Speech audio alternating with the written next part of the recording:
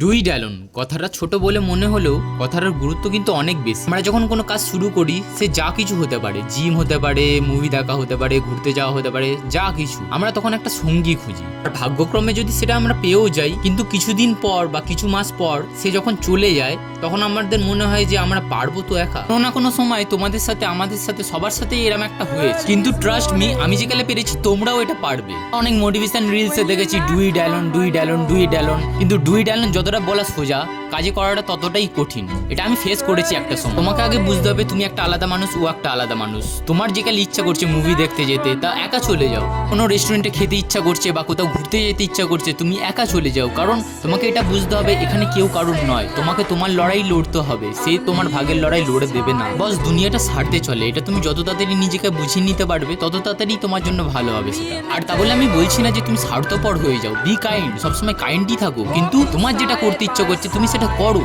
কারোর জন্য কেন ওয়েট করছো? জন্য কোনোদিনও নিজের ইচ্ছাগুলোকে মারতে যেও না, কারণ তুমি পরে এটা আফসোস করবে ভেবে যেটা করলে ভালো হতো। কিন্তু সময় চলে গেলে সময় আর পাবে না।